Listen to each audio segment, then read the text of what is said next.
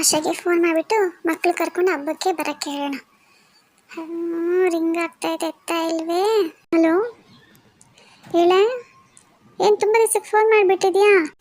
ಏನಿಲ್ಲ ಕಣೆ, ಹಬ್ಬ ಅದಕ್ಕೆ ಮಕ್ಳು ಕರ್ಕೊಂಡು ಬರ್ತೀಯಾ ಅಂತ ಹೇಳಿಬಿಟ್ಟು. ಎಲ್ಲಿ ಕಾಣಿಸ್ತಾನೆ ಇಲ್ವಲ್ಲ ಇವಳು? ಏನೇ ಚೆನ್ನಾಗಿದೆಯಾ? ಏನು ಈ ಕಡೆ ಬರೋದೇ ಇಲ್ಲಲ್ಲ? ಯಾವಾಗಾದ್ರೂ ಮಕ್ಳು ಕರ್ಕೊಂಡು ಬರ್ತಾ ಇರೋಕ್ಕಾಗಲ್ವಾ?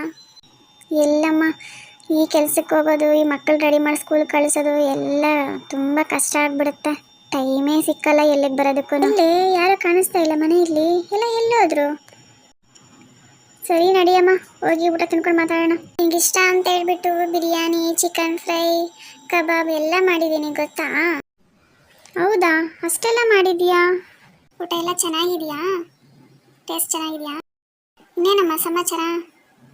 ಎಲ್ಲ ಅಡಿಕೆ ಹಾಕೋ, ಜೀರ್ಣ ಆಗುತ್ತೆ. ಅಯ್ಯೋ ಬೇಡಮ್ಮ, ಮತ್ತೆ ಕೆಲ್ಸಕ್ಕೆ ಬೇರೆ ಹೋಗ್ಬೇಕು, ಮತ್ತೆ ಅದು ಯಾಕೆ ಸುಮ್ಮನೆ. ನಿಂಗೊಂದು ವಿಷಯ ಗೊತ್ತಾ? ಏನೇ ಅಂತ ವಿಷಯ? ನಿನಗೂ ನಾನೊಂದು ಹೇಳ್ಬೇಕು. ಏನದು? ಸೌಮ್ಯ ಅವರು 4 ಲಕ್ಷ ಕೊಟ್ಟು ಒಡವೆ ತಂದವ್ರಂತೆ ಕಣೆ. ನಾವೇ ಏನು ತಗೊಂತಾ ಇಲ್ಲ ನೋಡು. ನಮ್ಮ ಬಂಗಾರದ ರೇಟು ಜಾಸ್ತಿ ಆಗೈತೆ, ಏನು ಮಾಡೋದು? ನಮ್ಮಂಥವರೆಲ್ಲ ತಗೊಳಕ್ಕಾಗತ್ತಾ? ಅಯ್ಯೋ ಅದು ನಿಜನೇ ಬಿಡು, ನಾವು ಸಂಪಾದನೆ ಮಾಡೋದು ತಿನ್ನಕ್ಕೆ ಉಣ್ಣಕ್ಕೆ ಸರೋಗುತ್ತೆ, ಇನ್ನೇನು ಮಾಡೋಣ.